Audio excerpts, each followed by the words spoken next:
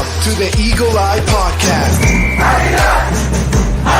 the #1 show to bring you all things Club America in English. Oh, what a strike! Club America! Your hosts for today are Ivan Pineda, Cristian Rosendo, Alexis Juarez, and everyone's favorite cowboy, Dylan Jimenez. Goal! Now let's hit the field and start the show. America!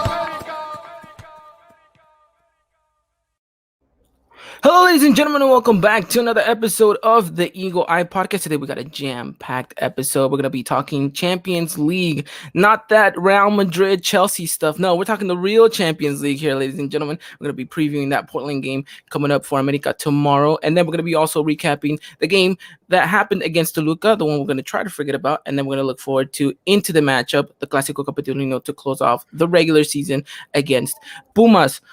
And to help me today, as always, is my beloved co-host. It is Brooklyn's very own. It is young Arnie himself. AJ, my man, how are you? Doing good, thank you. Actually got to go outside and go for a couple of runs for the lab for mile mechanics. Pretty nice, and it was pretty interesting. And here I am now, getting to talk everything Club America. Definitely. AJ hasn't been out in about 7 months, ladies and gentlemen, so I think that was a big step for him, embracing that New York air. I'm sure he's got plenty to talk about in regards to that aspect. But all right, AJ, let's introduce today's guest, and we got plenty of them today. Joining us again, a familiar face from the podcast and from the comments sometimes here on the Eagle Eye Podcast.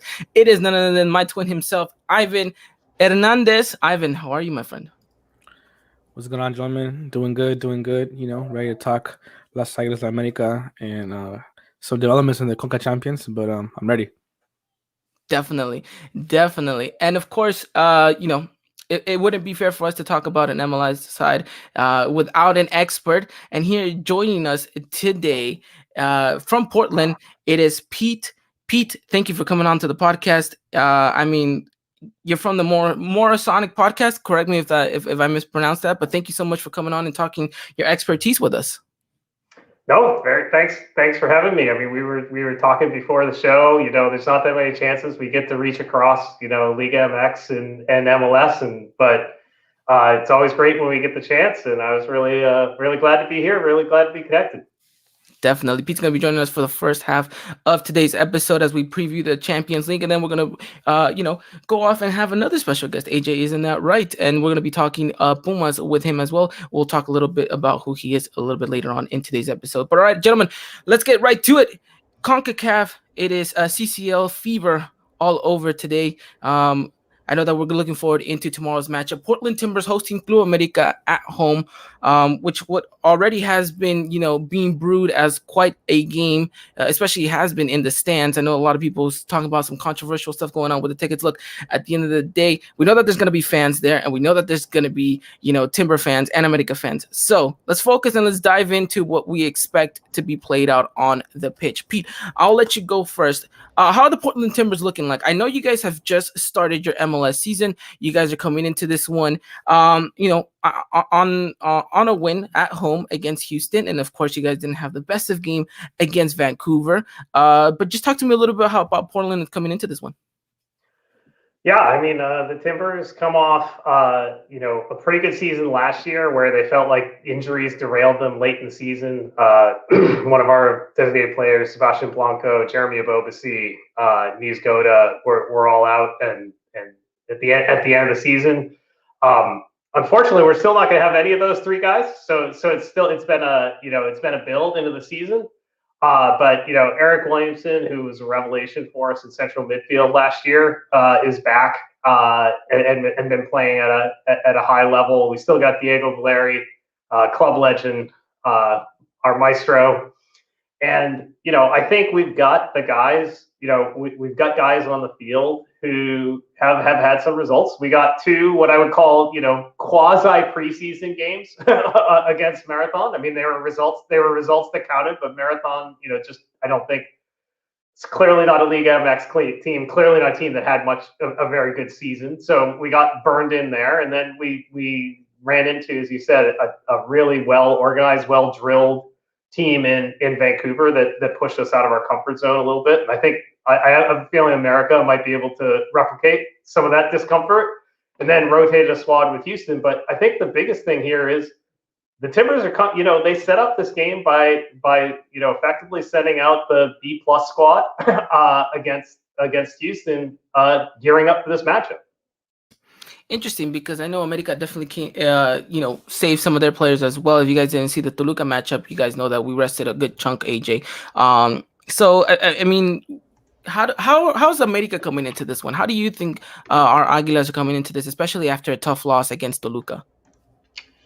Just it was a really tough game against Toluca because just to go a bit about it, we lost 3-1. We got thrashed. At the same time, what we could say as well, we weren't feeling our best players, but seeing throughout that entire game, we seemed lost in that while we had more possession than Toluca, it's just whenever we had the ball, there was no end product. We were just dribbling into the opponent's half of the field. We're just like, okay, what are we going to do about it? I think in this case, knowing that we've already qualified for the Liguilla, we're in second place, we're going to finish there. It seemed like if it's just one loss, like that's one loss. That's not going to just be, is going to be determined to be the be-all, end-all for America. So I think in this case, it's going to be against an MLS side that completely thrashed Marathon.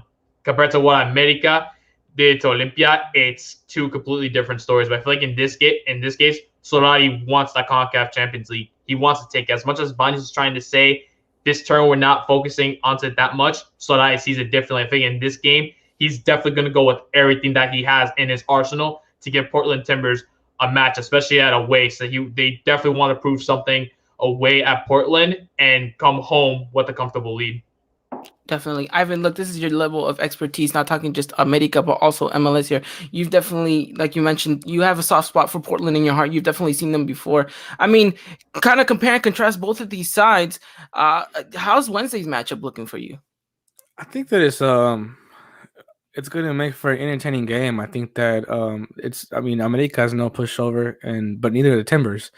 And I think that the styles of play kind of complement one another in terms of exposing each other's weaknesses. So, for example, I think that the Timbers play really well kind of in transition, and America is not going to sit back and play the low block at all. So that's going to expose them for the counterattack that can be the Portland Timbers. And when Portland Timbers counterattack is generating, firing on all cylinders, they're a tough team to beat. But I mean, I think that also in contrast, the Timbers bring a lot of physicality to the game, and so will America. So I think it's going to be an interesting matchup.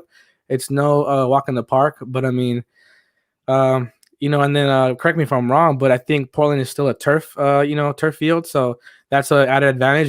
Teams go to Providence Park and they have a hard time, managing the turf. So I think that there's a lot of things to take into account other than just tactics and stuff. The home field advantage is a real thing, I think, when you're playing the Timbers.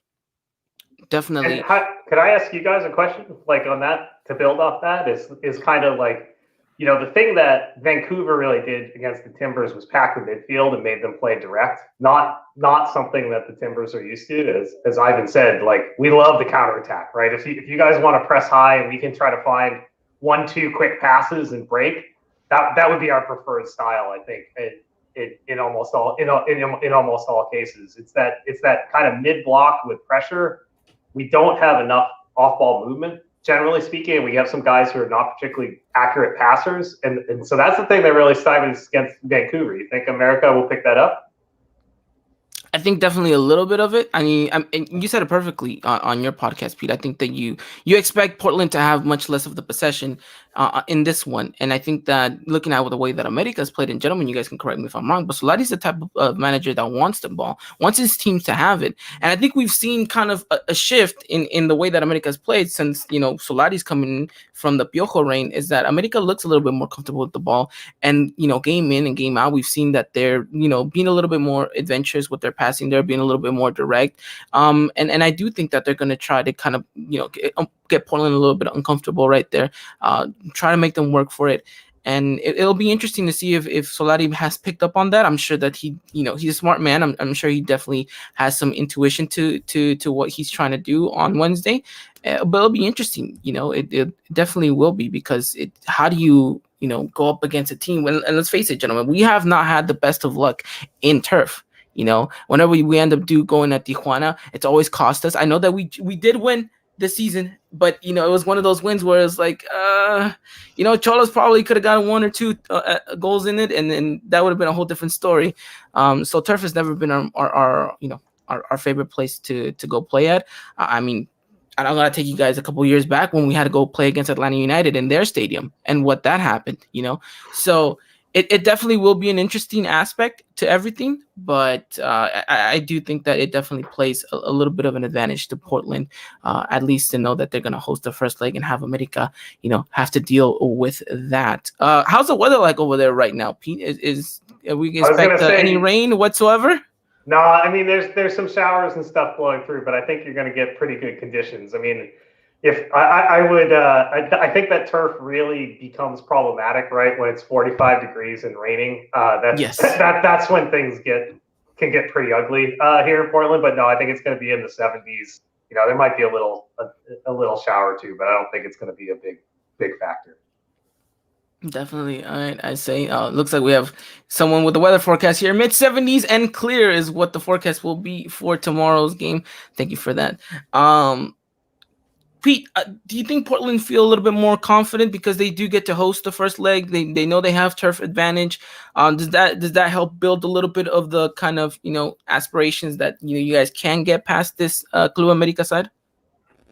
The Timbers are always confident at home, right? Like so regardless of who they're playing, I don't think confidence will be a big issue. I think wanting to go toe to toe with Liga MX, I think just to establish that rhythm, get used to the pace of play, and I think there's going to be some things that are a little bit tactics that will be a little bit different than they typically see in MLS. Like you'd prefer to have those surprises happen at home. I think if I were sitting at general manager, though, I would say, I look at the Azteca and I'm like, oh, that is a massive hurdle, right? Like in some ways, I'd rather tackle that first and then know what I had to do at home, just strategically. But I think for the players, I think they're going to be up for it. I think they'll be a little more comfortable at home, and maybe a little bit of that familiarity allows them to then tackle that mountain, or hopefully at least give it a good crack at the Azteca.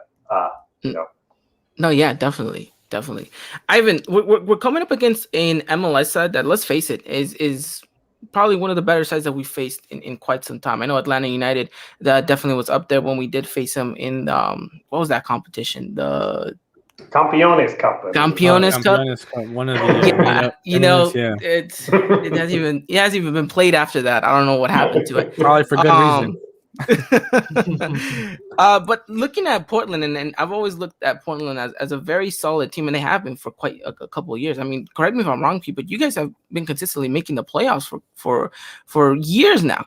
And this is a team that has I think done well to build themselves. I mean, we're going up against a side that won the MLS's back championship, the tournament, and then we're going up against some really good players.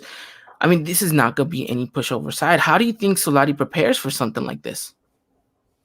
I think that you have to really kind of just play vertical, go to red, play, really go at them. I think that when you look at the way that they play in like 4-3-2-1, you kind of really got to, play the way to the pitch.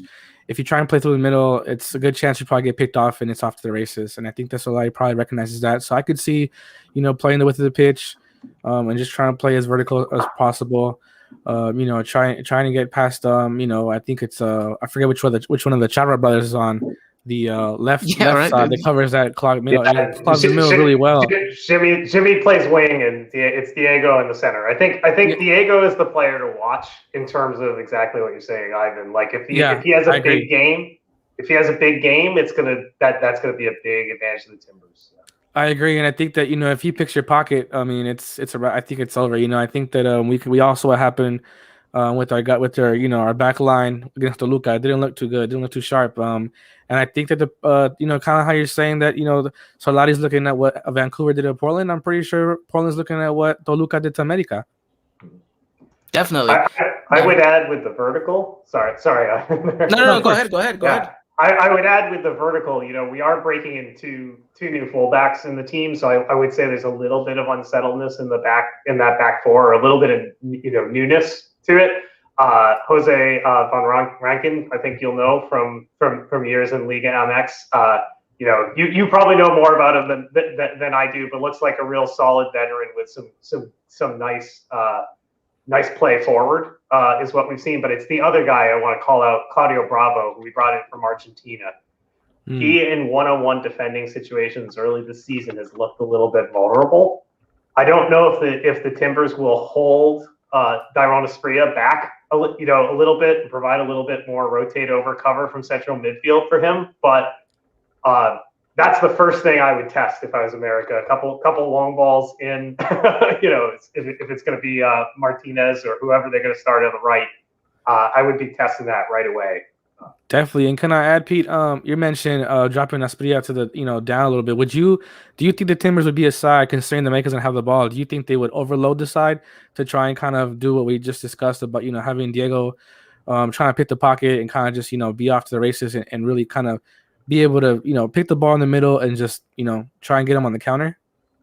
Yeah, no, I think that's what you generally be looking for. I mean, the thing about Asprilla is that first goal against Toluca.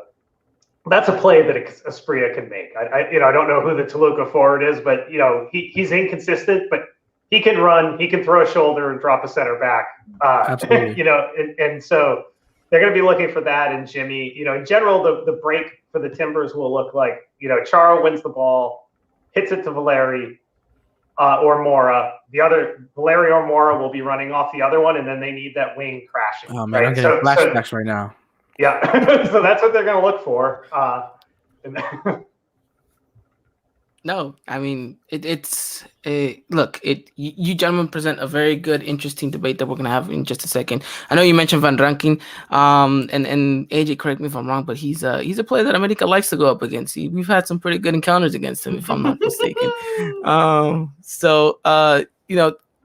Jacob Leo saying, I'm never criticizing Jorge Sanchez ever again after seeing Kalula's performance against Toluca. And it's interesting because, look, you guys both paint a situation where both teams are playing long ball united, essentially, because both teams kind of have that same weakness in the defense where, one-on-ones haven't looked very good for our defenders. I mean, you saw what happened to Emmanuel Aguilera, and he won't be available for this matchup. So it means you're going to have a Bruno Valdez who's probably at around an 80% ever since his injury.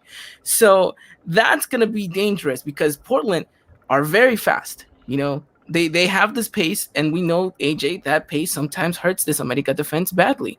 And so we're going to see a very deep-lined America, if I'm not mistaken. I think Solari's not going to want to risk it. I don't think he's going to want to play too high of a back line. I mean, you don't have the pace there with Fuentes on the left-hand side. George is going to have the liberty to go up and forward because he's got the legs for it. But you're looking at, Bruno Valdez, who, again, has looked very sluggish on 1v1s. And Cáceres, who, I mean, I don't have to remind Ivan what he did against LAFC and gave the ball straight to Vela. So he's not the most competent defender that we have at the moment as well. So it's going to be interesting to see if both teams kind of go at that and say, you know what, let's both kind of play the long balls and see which one kind of bites first. But you guys do present a very interesting clash up in the midfield, because if you have Diego going up against Pedro Aquino, who is going to be, the better player on the night? I think that will determine as to which team maybe gets the advantage. And if both are on a good game and they neutralize each other, don't be surprised why the game ended up as a draw. I think it will be interesting to see how their midfields crack each other. I mean, you guys just mentioned a bunch of names for Portland that you got to keep an eye on. I mean, Mora's going to be playing Valeri. I mean, this is a guy that, the goals he scored for you guys. I mean, it's just, we've been asking for a player like that in America in such a long time. I'm going to say something you're not going to like, Ivan. Go. If you don't put a body on Diego Valeri, he's going to do to Ochoa what we've seen done to him from range all season long. Yeah. Okay, not all season long. It was one game against Toluca, Ivan. It was one game against Toluca that was I'm not talking about this one game. I'm saying it's happened throughout the season. Various times we're like, dang, he shouldn't have been beaten from range like that. And then Ochoa from 3 years ago makes that save. Ochoa tomorrow makes that save as well. I hope so. Don't worry. Well, I don't know. I mean, Ochoa and Turf, we've only seen them a couple of times, so we'll see. But this is not the Ochoa debate. This is gonna be the debate as to whether or not America can handle Portland's midfield and kind of try to overload them in a sense. Try to see, okay, can we really get them on the attack? Can we really? I mean. We'll talk predicted lineups in just a second, but I think that the players that got rested for this game it all paints for Solari to be like, look, from the get-go, we're taking this game to Portland, and there's no two ways about it. So it's definitely going to be interesting. And Go ahead, can Pete. I throw in another element in the game? Always these home and aways, right? Like we won MLS's back on the back of set pieces. So I think it was the last 4 goals we scored in that tournament were on set pieces. So Zuparic and Mabiala, I think Mabiala scores a goal about every 12 games. It's not in the run of play.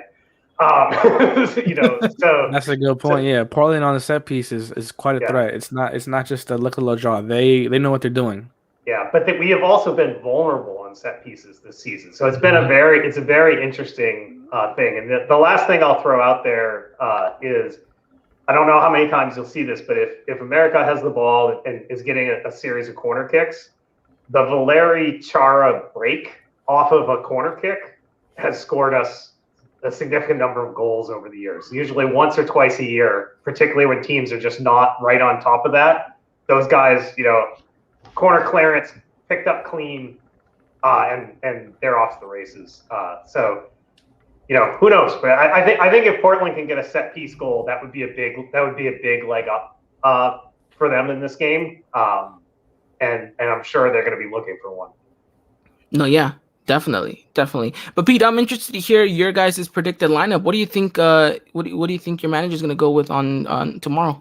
Yeah, so an interesting one. Steve Clark picks up an injury, who's been our keeper for the last couple of years against Vancouver. I have not heard, but I'm going to guess that he's out, which means Jeff Atnella would be in goal. Longtime backup to Nick Raimondo in RSL, had a good year for us and was in goal for the 2018 when we made it to the MLS Cup final.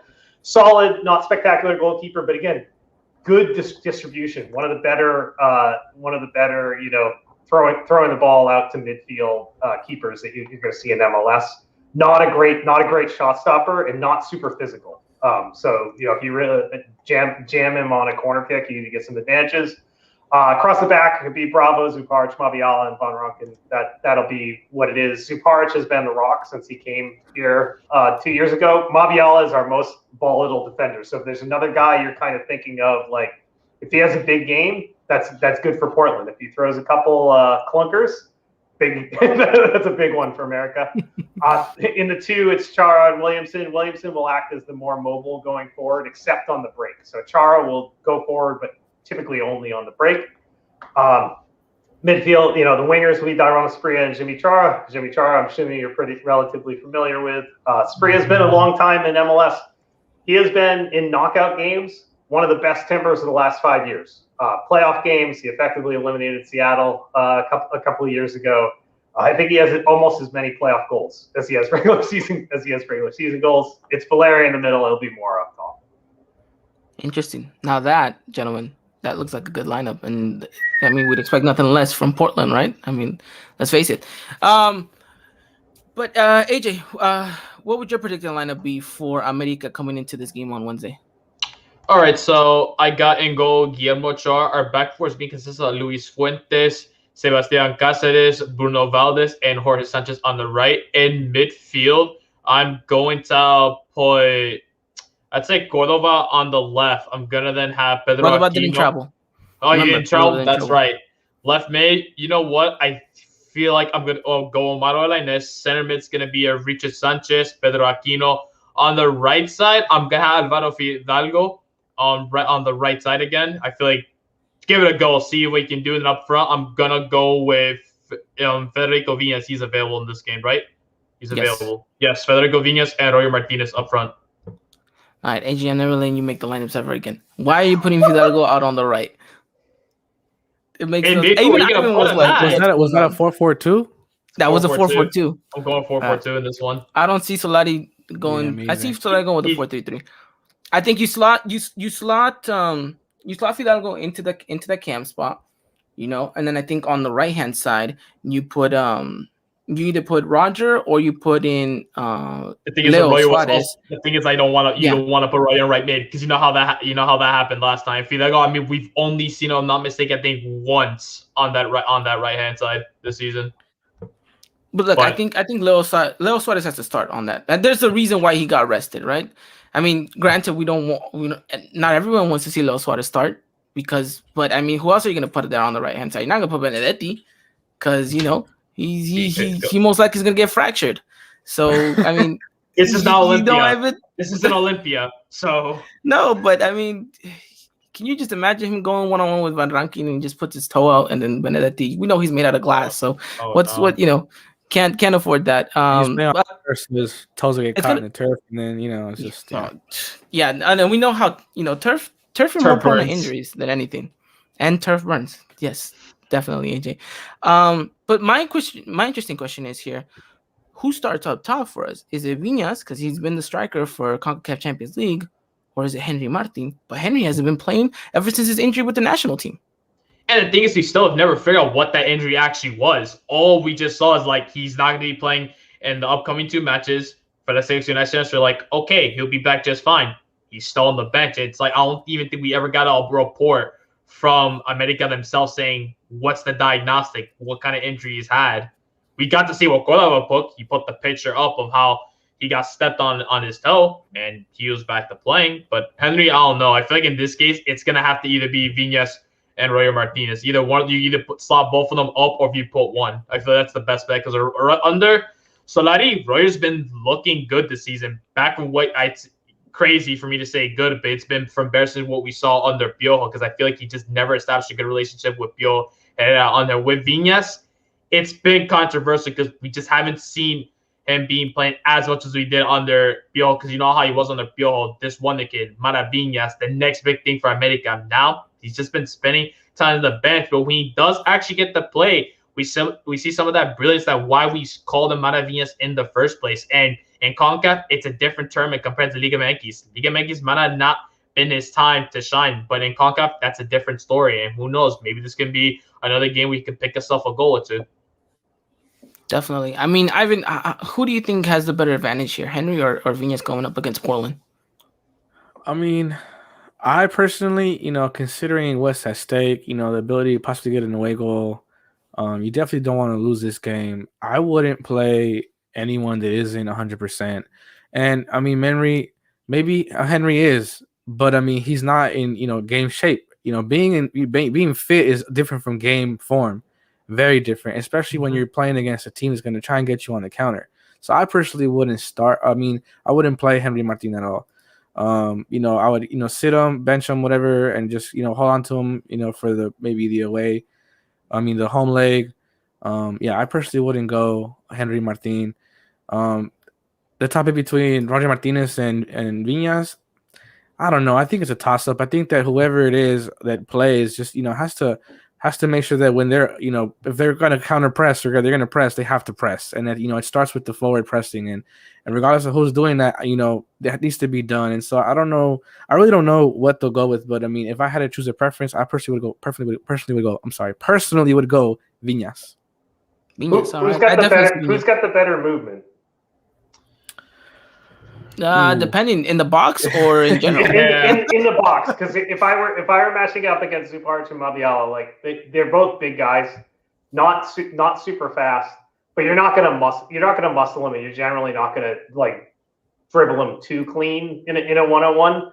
But what they are susceptible is kind of ghosting, right? Like if there's one of those guys who can pop up in the right space at the right time consistently. I mean, that causes every center back problems, but I think this pairing in particular is susceptible to that.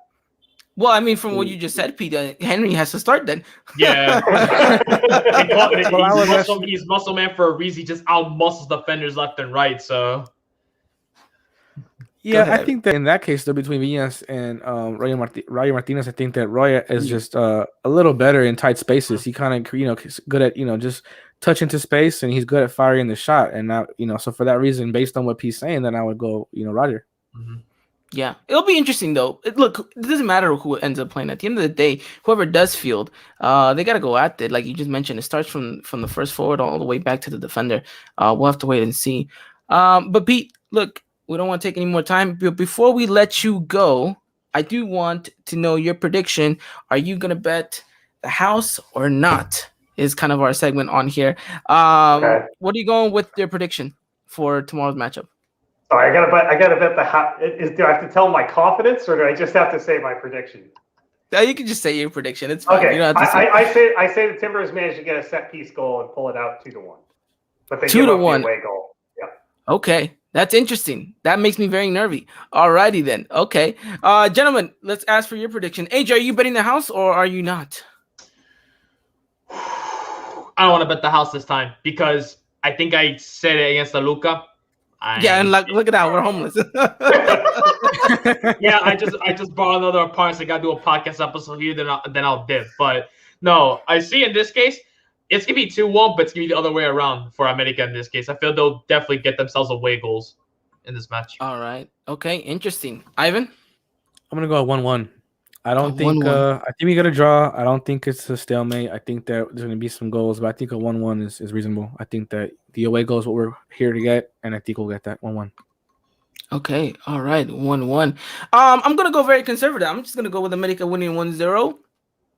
Late goal. Maybe it's our turn. Okay.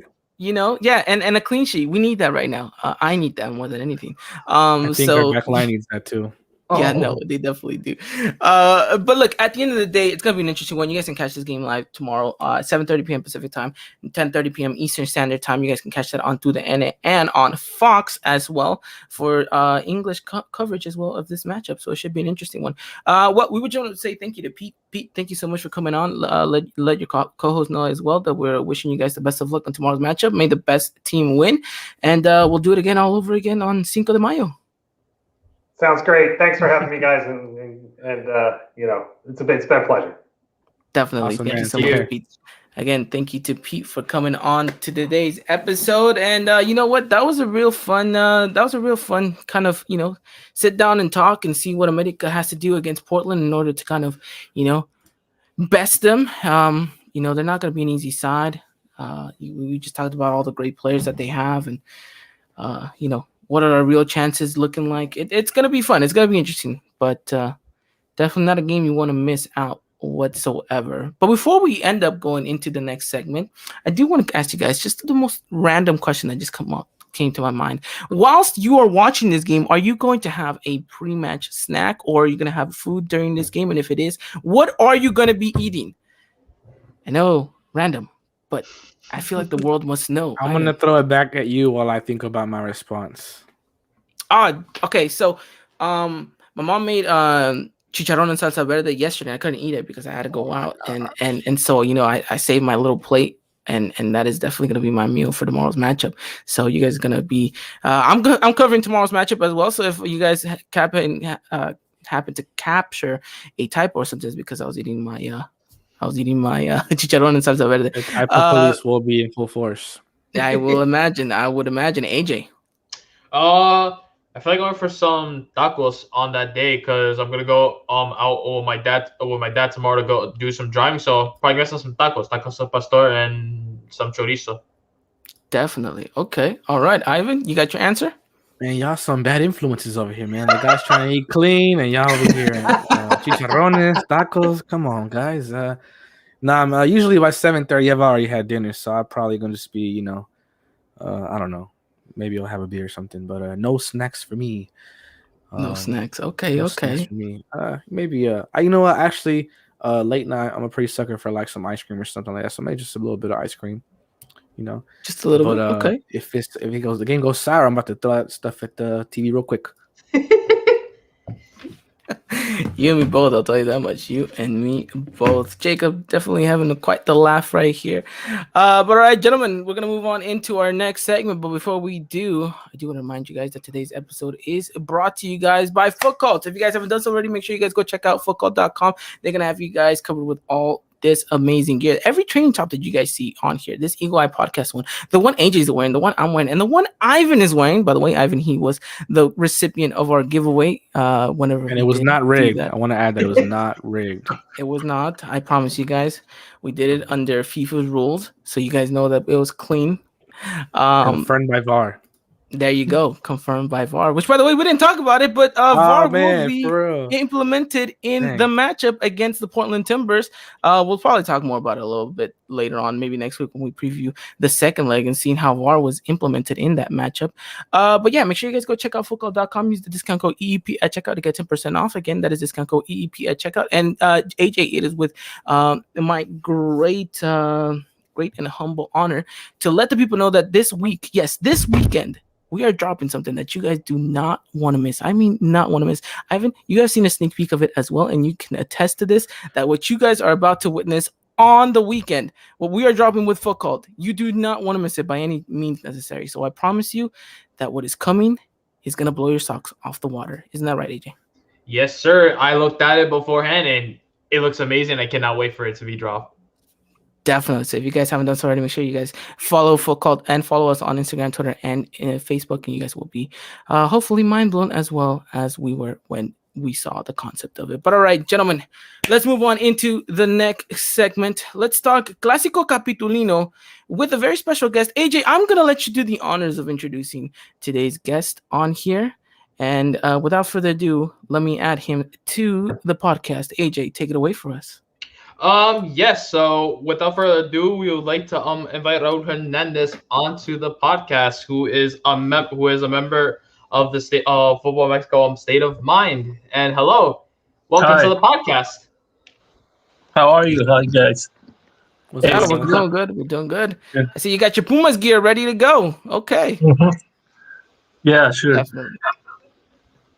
I like it, man. Well, look, we're gonna talk Clasico Capitalino. We're gonna talk about how you guys are coming into this one, how we're coming into this one. Everyone knows already.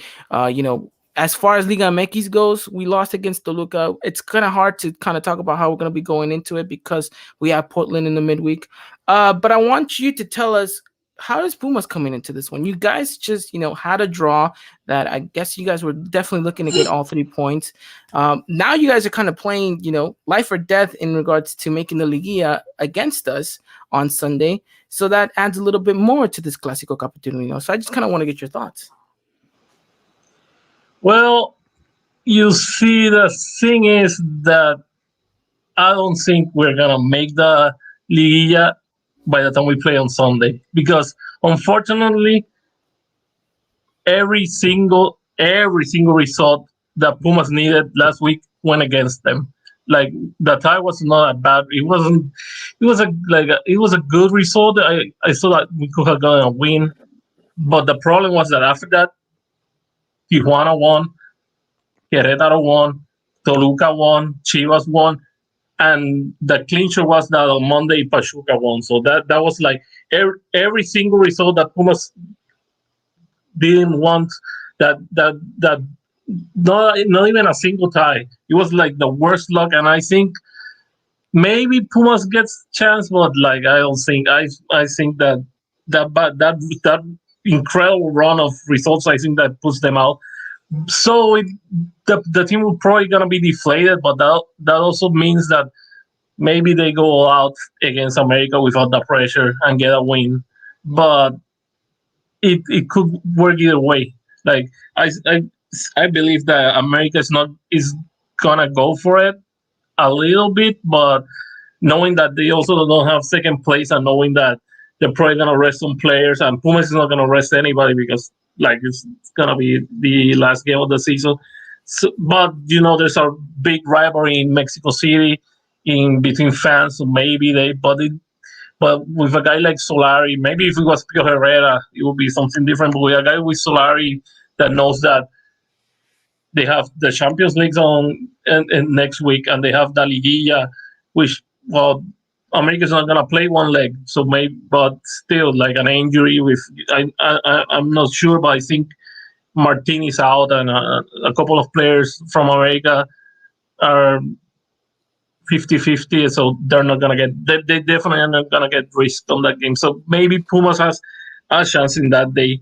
And while Pumas hasn't been playing well on top, like, they have improved somewhat from and defensively all season long. We have been, it's not so solid like this past season we had a great season where Puma's defense was one of the best of the tournament, and this time it hasn't been as good. But like we like I was checking the results. We have like there's only been three teams that have scored more than one goal on Pumas all season, and nobody has scored more than 2 goals. So they have the not the best keeper, but probably the second best keeper in Mexico right now. And they have Vasquez and Freire. So and we have no injuries right now in defense. That's the part that has worked somewhat better. But the problems are offensively and on the midfield where Puma has really struggled, and it doesn't look that they're gonna improve on offensively, especially because Juan Ignacio Dineno has been wretched these past games. That's been really really bad. Like he was he was our best our best forward, our only forward basically. And but last season, well, it was a total different circumstance. Now I think it was like we were fighting for second place, but last season he also came. It was almost a very similar situation. We came. He was struggling, not doing great. That he was clicking, but Dinero was struggling. And then against Cruz Azul, who was the rival, our city rival, he scored 2 goals, and we won that last game against a Cruz Azul team that was playing better, that played better played better in that game.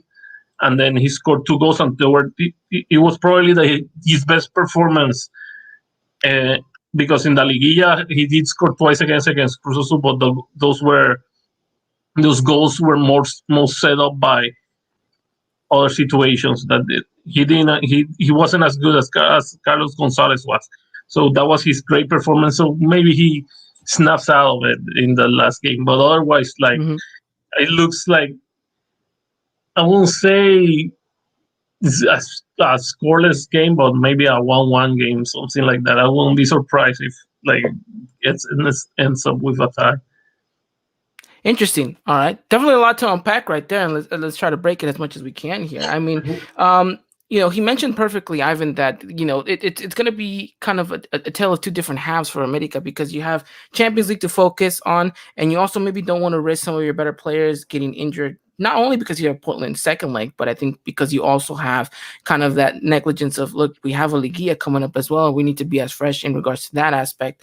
So do you think Solari rests a couple of players? Do you think we see another kind of rotational game the way we did against Toluca, knowing that we have Portland, and who knows how that game is looking like, after tomorrow? But do you think that Solari, maybe if it was a Piojo Herrera, doesn't do the rotations because it's a Clasico? Or do you think Solari looks at it more of as this is a game maybe we don't need to risk too much? Yeah, I mean, personally, I'm never against rotaciones. I know it was for reasons that we all know, it was very controversial, but I think that personally, I'm not against it. I think that you have to definitely take into account the fact that, like you said, we've already qualified to La Liga. We're going to finish second. That's not going to change regardless of what happens in this game. And I think that most importantly, I think eyes are not, and it's not to put any disrespect on Pumas at all, because it's still, it's still a Clasico, it's still, a derby. It's an important matchup, and I think Solari knows that, and he's not, he doesn't want to lose the game. But I think that, considering that you have Portland tomorrow, and then Portland 3 days after the matchup against Pumas, I think that Solari's I think he's gonna do the opposite of we did against Toluca. Instead of resting the players, I think he might start some starters, and then based on how the score is going or how how the game's looking, he might pull them out earlier than we normally see, and give them a rest to kind of get their legs back, to then go again against Portland. And that being because, again, we put respect on the Clásicos, and you put respect on the opponent, and he doesn't really want to lose the game. And plus, regardless whether you made the Liguilla already or not, you don't want to go into Liguilla, in bad form. You don't want your team that's going to be playing game one of Liguilla. You don't want them playing rested 2 weeks in a row against the Liga MX side. Definitely. I think you touched upon something perfect right there, Ivan. AJ, we always talked about Ligia being a different monster than the regular season, and that being because we all know that the team that usually ends up doing better isn't usually the team that was playing the best all year long. It's usually the team that's bringing in the most momentum, and I think you have to use that and carry that forward. So America maybe not doing so well momentum-wise because Toluca halted that, but if you get a good result against Portland, if you go up against Pumas, you can get a good result there. And if you go against Portland as well and close it out pretty well, now you're building momentum, right? We know that this bye week is going to be a huge effect on America. We saw it last season, against Chivas and what that did to us in the quarterfinals of that run in that Apertura. But now I think you need to see kind of like, okay, how are we going to go about it? And I think Ivan touched upon it perfectly. I don't think Solari is going to be maybe rotating too heavily, or do you kind of see something different? Look, it's a Clasico. You always want to see the best of the best from both teams. Pumas, at this point, they're going to give it their all at us. It seems like it's unlikely they're going to make the repechas at this point. End the season off with a bang. Go guns a-blazing. They want to give the game to America. Last time we played against them, it ended 2-2. Pumas did scare us as first for scoring a goal in the first half.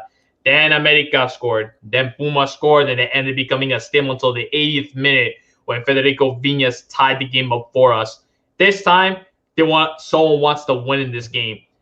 We're still going to be in second regardless. Nothing's going to change if it's a win, a draw, or a loss. But America, we want to win our Clásicos. Under Solari, we've beaten Chivas. That's a win. We drawn against Cruz Azul. It's not a loss, but it's also not a win. We're undefeated now. We'll make it 3-for-3 at this point. At least defeat our opponents or draw them in the Clasico. By this is the Clasico Capitalino. It's against Pumas. We've always had exciting matches back then, especially in the Liga when we met last time. Sad it's not going to be the case, but I would love to see Solari play his best starting lineup on the case. Remember, we're going to have that bye week, and like you mentioned, look how I did against Chivas, and that was terrible. In this case, I don't want to see any kind of rotations. We have our best players available, like Henry Martin. If Emma's going to be back, if Bumas is going to be 100% completely, put the best team up at front because this is most likely going to be the starting 11 we're going to be seeing in the Liguilla unless we need to rotate some because they're not 100% or they're injured. Definitely. I want to add to that real quick, AJ. I think that he makes a good point. He mentioned Henry Martin, and we were talking with Pete earlier. We were talking about how he's not 100%. He shouldn't get the playtime, whatever. But I think that if he is able to get some minutes against a Puma side, kind of with the dust kind of already settled, I think that's important because that you're gonna want him to be functioning at full capacity come the Liguilla. And so that bye week will be good for him to, kind of nurse up and get ready. But I think it's really important for him to get minutes against Pumas on the weekend, considering that he may or may not, against a Portland that, there's a lot more riding on a, potentially elimination game. No, yeah, I agree with you. And correct me if I'm wrong, AG, but Henry likes to play himself against Pumas. He likes to score against them as well. So, I mean, he's definitely gonna be looking for it. And look, Henry needs to get as much minutes as he can at this point because a lot of people are talking about him or Chicharito being kind of being that number 9 for the Mexican national team in the Olympics. So he needs to start catching rhythm again. And I think the most important part is getting some minutes under a Clasico Capitalino would do him the world of good. And, who knows, maybe we might need him against Portland. Maybe he does something there, but it'll be interesting to see what happens. But, the most interesting about this is that, look, America's coming into this one on the road again. I mean, that's the second road game that we're going to be having, and so it's going to be interesting to see how we face against that. Obviously, we're not traveling too far, right? We're just going, across the street, basically, going up in Seoul, and that's going to be an interesting one. Also, the other thing to note is that we're not going to be playing in the scorching heat of what is high noon in Seoul, typically, right? We're going to be, oddly enough, at 7:30 p.m. Pacific time, 10:30 p.m. Eastern time, watching this game on a Sunday night, which is hardly ever happened when you talk about an America Pumas game. We're so used to those kind of typical Seoul matches in the high noon of things. So that is also something to take into consideration.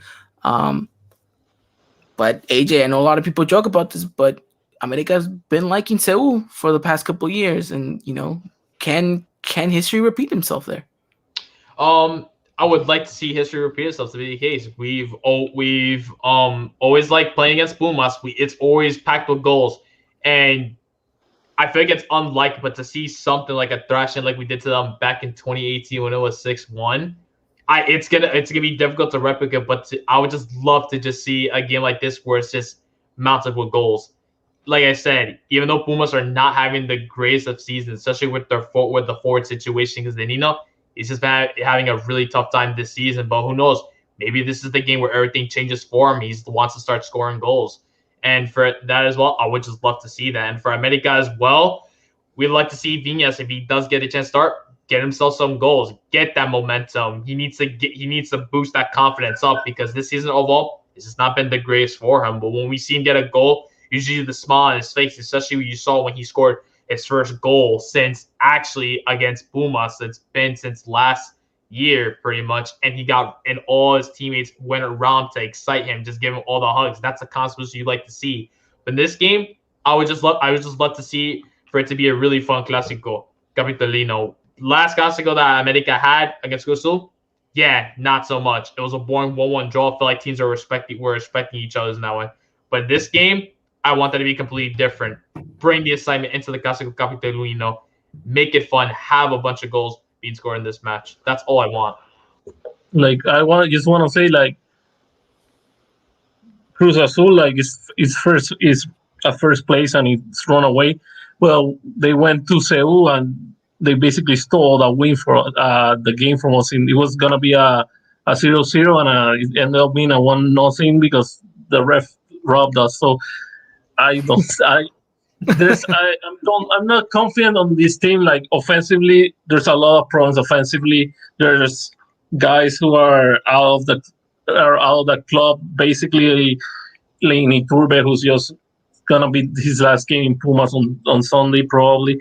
And there's a lot of problems offensively, but defensive wise, I think it's gonna be tough for America. And also, like, there's been a lot of rivalry, but there was something that, even though he had some good numbers, the coach David Patiño had a problem with America. He always had the worst games ever with America. He lost the 4-1 in Seoul the season before. The game I never forgave him for, which was the 2-2 tie where America had 9 players, and of course the 6-1. So there was a lot of distortion between the America Pumas rivalry during his tenure, and after he left, while Pumas has been somewhat good, it has been like a little above average, not average, but a little above average team, but it hasn't been exceptional. But they still have given America some good games. There was a 3-3 tie, the 2-2 tie, where I saw either team could have won it. So under Coach Lilini and even before under Coach Mitchell, like, things haven't completely changed, but it's been more a return to normal things between games that are going to be tough, games where America is not going to be, it's not going to, like, dominate it. Like, I've seen people kind of forget, like, there's been some good games recently, but there was one tenure for a long while, the Hugo Sanchez era, the La Puente, all that era where the Pumas games were very, very even matched. Every time Puma faced America, it was probably going to be a 1-1 tie, a 0-0, but they were going to give good games. And I think it has been, like, correcting itself recently. And I feel like Pumas, they're going to go all out. They're definitely going to go all out. They're definitely going to play well. But what has been shown in recent times that's not good enough for the team offensively. They have too many players who are up to the level offensively. Juan Pablo Igon, Fabio Alvarez, and Iturbe. So America is gonna be, I think, somewhat safe offensively, but defensively it's gonna be tough, and especially, like, I'm not gonna say that one is your podcast. I don't want to say like anything against America, but like Henry, No. Say what you want. like America has a really good team, but I think Viña hasn't been having the best season, and Henry Martin is injured. Like it's Henry Martin, he has been injured for some time now, and it's not a prime game for offensively for America. It's gonna be if maybe Roger Martinez, because we there's something that I don't know why of players, especially like there's always some foreign player who shines with from Club America against Pumas. Like there was like I'm not gonna say that he was bad, but Andres Ibargüen always gave great performances against Pumas and never gave as good performances against maybe I don't know Atlas or Necaxa or anything. And yet with Pumas they always suffer, and Roger Martinez could be that player. Like he could, although he has been having a good season, right? But I'm saying that Martinez could be the exception.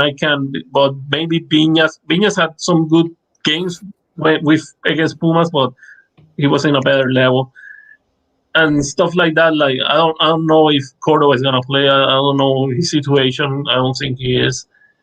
It's gonna be offensively. I think they're gonna suffer offensively. I can see one of those type of games that is maybe like I don't know. Recently, there's been like a 1-1 game that's very exciting with a lot of chances, but a lot of misses. But offensively, it's gonna be. It's probably gonna be a low scoring match. I think it's gonna be a low scoring match. That's just my take. I mean, it's all we can hope for at this point is having kind of a good matchup and maybe maybe the scoreline doesn't reflect it with like a 3-3 or something like that. But you mentioned it. I think Pumas is defensively going to be as solid as they can be. And depending whether or not America rotates or if some of the players are feeling kind of the traveling, we could see them kind of be a hard time breaking down that defensive side. I think what America needs to do is kind of, build that momentum that we've been talking about, ride it into the Liguilla, and know that you have a chance to kind of, really close out the game, the season against one of your biggest rivals in history. And so I think that, it paints to be a good game. It paints a good, a good matchup. I think we might see some high intensity here and there. I don't expect it to go for the full 90.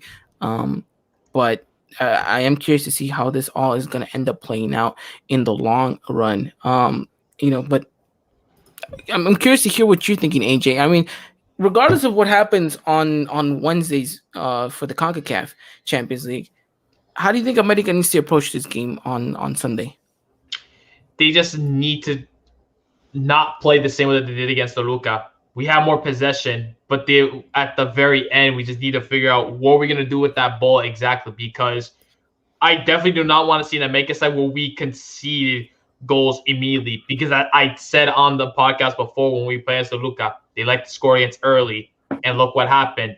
America, in this case, that defense needs to get themselves situated and do their very best to communicate with one another. If you definitely know that Pumas are going to be on the break, get to it. If one of the forwards is all by themselves, you need to pick it up immediately and get right to it.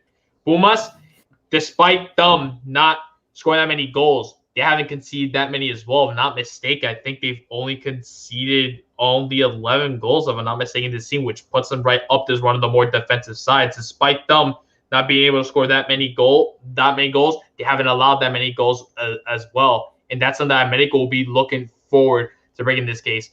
Put that best starting 11 up. So we mentioned he likes to have the ball a lot in his possession, but at the very end of the day, these players, they need to know what they have to do on the pitch. They need to execute and have a plan from the get-go. So as they get that ball rolling and take it over to their opponents, know what they need to do. You cannot just, it's like going into a war without a battle plan. You need to have one. In this case, America, have a plan. So I would just like for America, take the game to them immediately. Yes, we know nothing's at stake at this point, but we want to see the best of the best from each and one of these America players against Pumas. Especially, you have to think in mind, it's a Clasico. So it's already know that There's a lot of history between these two teams. There's been goals. There's been controversial moments. We've seen red cards and yellow cards.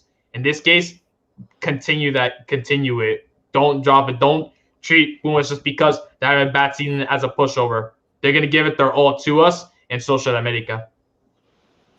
No, yeah, I definitely agree. Alrighty then, well, gentlemen, let's talk predictions here. And what do we think America and Pumas, or Pumas America, is going to end up being? I'll give it to Mr. Hernandez himself first, seeing as he's our guest. Go ahead, give us your prediction for Sunday's matchup against Pumas. It's very interesting. We got two different takes. One suggesting low-scoring match. One guy wants to see a go fest, as he always does. And AJ, and then he's wondering why he's left posting pictures about pain. Come on, man. But nah, man, I think that we're gonna see. Well, I would like to see. I want to see all the right guys firing at all cylinders. I want to see Henry Martin get a goal. I want to see Hidalgo playing well. I want to see the midfield connecting. I want to see things just kind of clicking the way that we were seeing maybe about 3-4 games ago, where things were just looking good, looking sharp. Because like AJ said, it is a Clasico. But to me, at the same time, like, we're looking at now a little beyond that. Unfortunately, we're looking at we're focused on the game, but we're also thinking about what comes a little past the horizon with the Liguilla. And I think that it's important we go into the Liguilla looking sharp, with our back line a little more organized, with the communication a little more clear. And so I'd like to see a clean sheet. I want to agree with the clean sheet on this one, and a 2-0 win for America. 2-0 win at Seoul. I like it. I really like it. It's a bit bold for my liking, but I like it. AJ, what are you going with?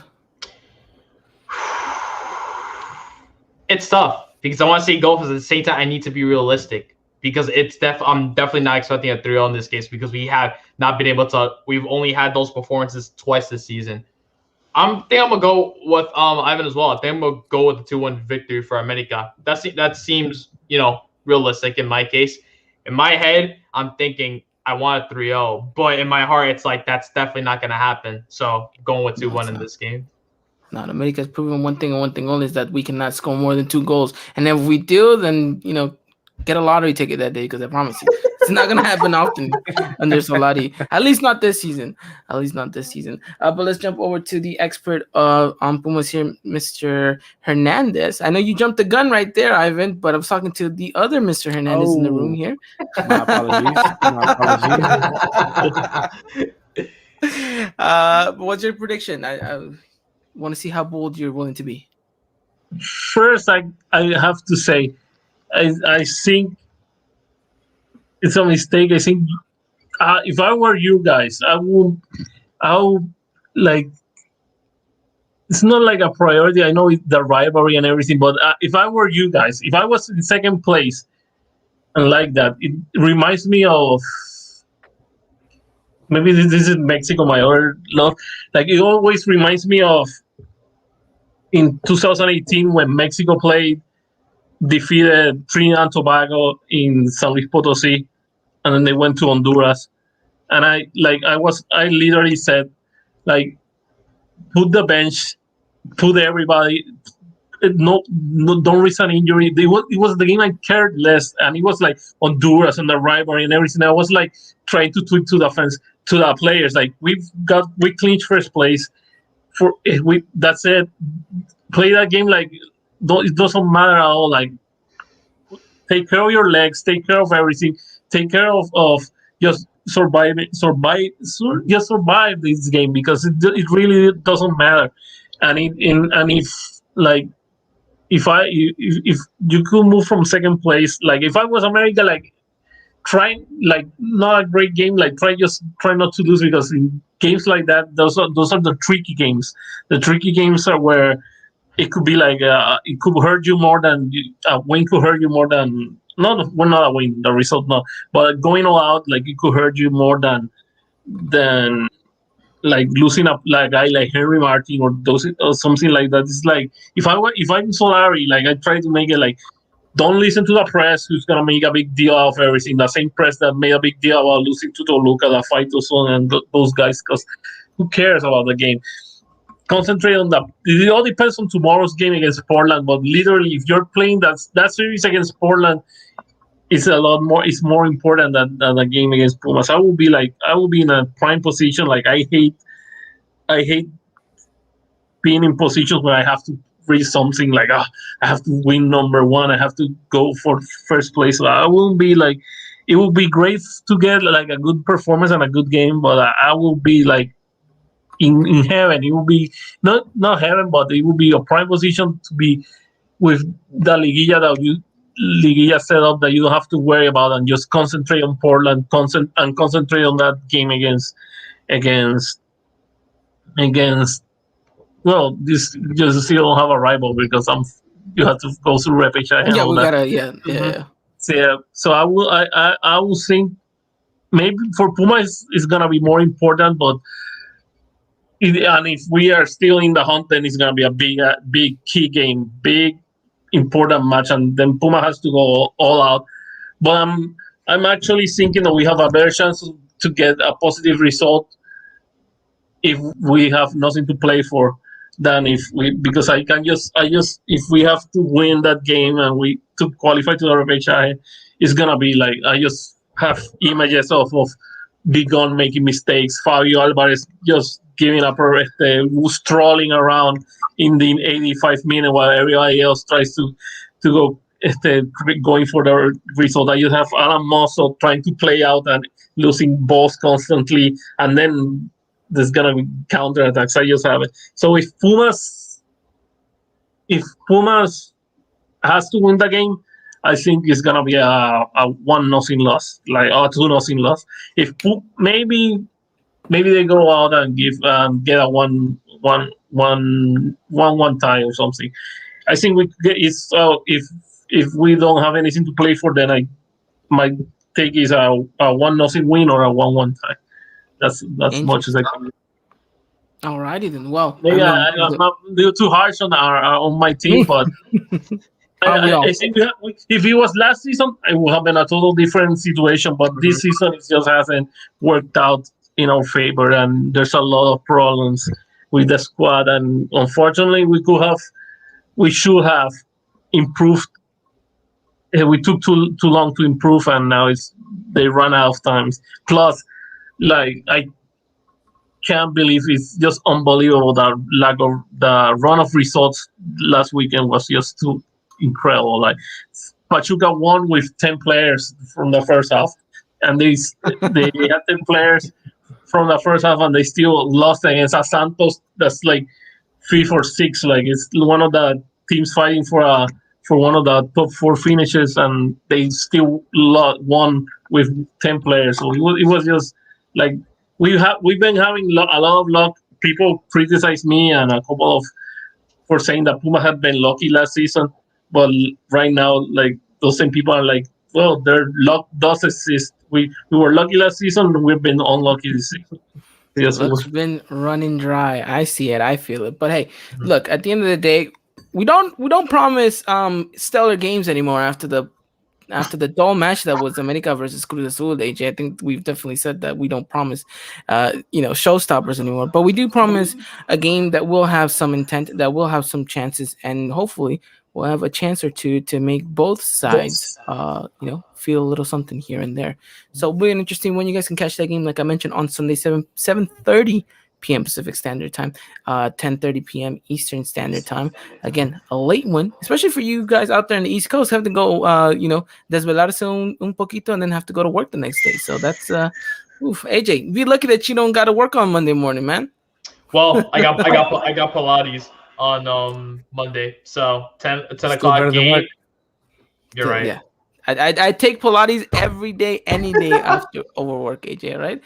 But no, look. Thank you guys so much. Look, we got pretty much extended our time here, so we're gonna leave you guys. And we just want to say thank you to everyone who came out today. Thank you to Pete who came out to help us preview the Portland game. Ivan, thank you so much for coming out on here and talking America stuff with us. And I know that it was nice to have you on our side rather than the opposition side like you did last time. But no, thank you so much, my man. It's great seeing you. I know we got to catch up in person soon, definitely.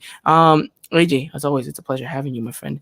And Mr. Hernandez himself from FMM State of Mind, giving us that Pumas expertise. Thank you so much for coming on and giving us, an insight as to Pumas's situation right now.